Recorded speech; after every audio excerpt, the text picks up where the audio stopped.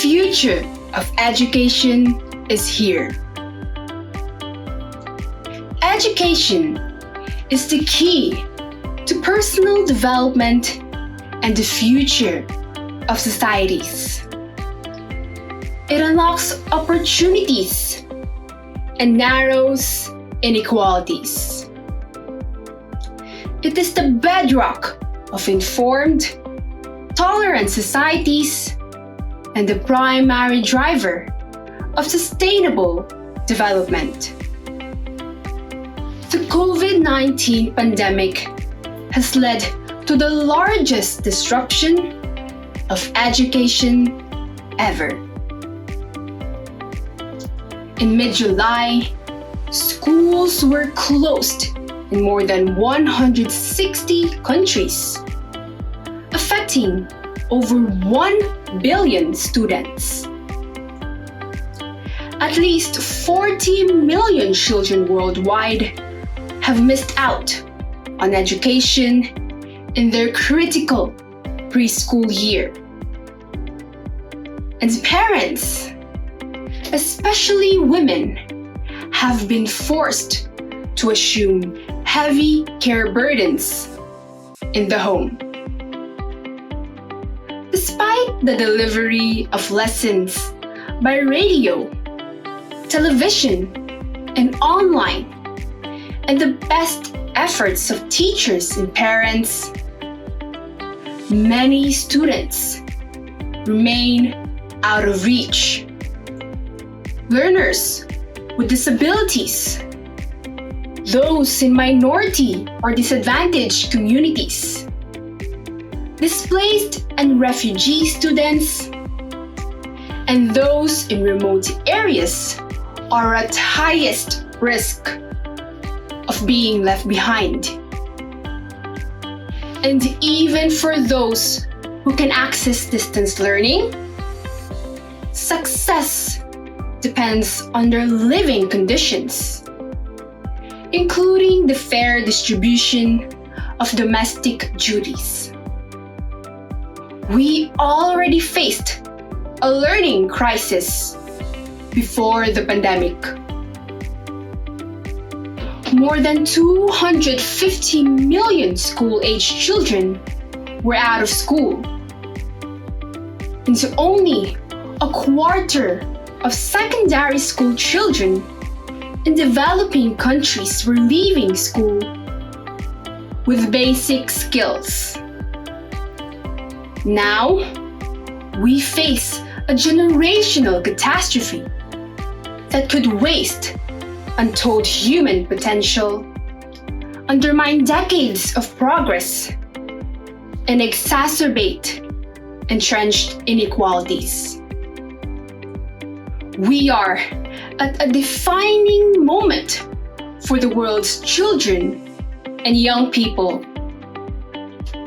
The decisions that governments and partners take now will have a lasting impact on hundreds of millions of young people and on the development prospects of countries for decades to come. This policy brief calls for action in 4 key areas. First, reopening schools. Once local transmission of COVID-19 is under control, getting students back into schools and learning institutions as safely as possible must be a top priority. We have issued guidance to help governments in this complex endeavor. It will be essential to balance health risks against risks to children's education and protection, and to factor in the impact on women's labor force participation. Consultation with parents, carers, teachers, and young people is fundamental.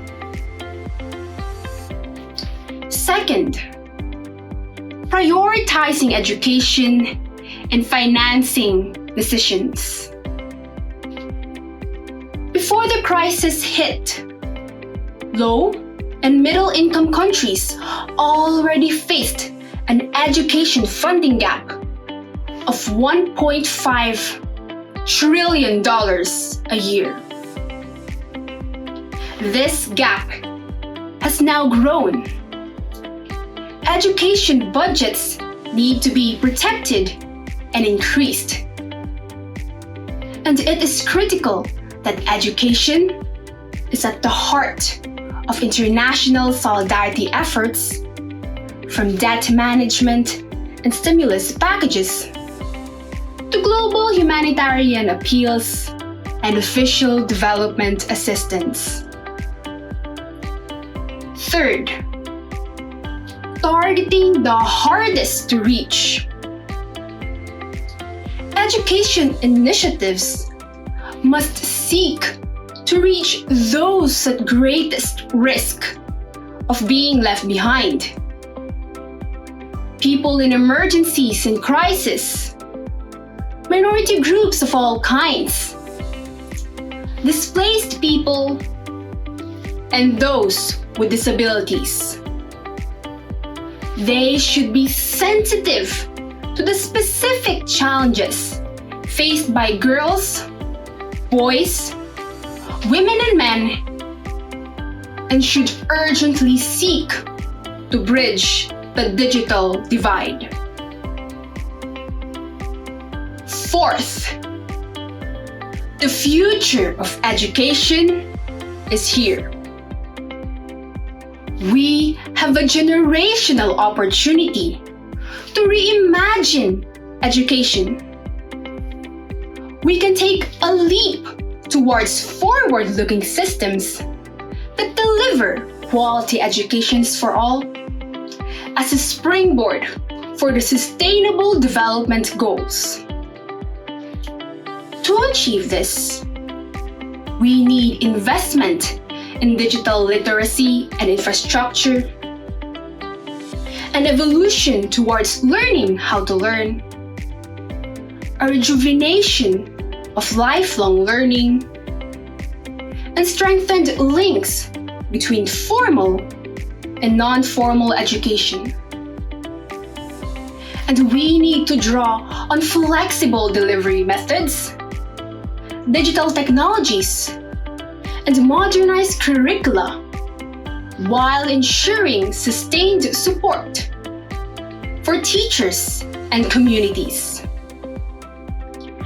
As the world faces unsustainable levels of inequality, we need education, the great equalizer, more than ever. We must take bold steps now to create inclusive, resilient, quality education systems fit for the future.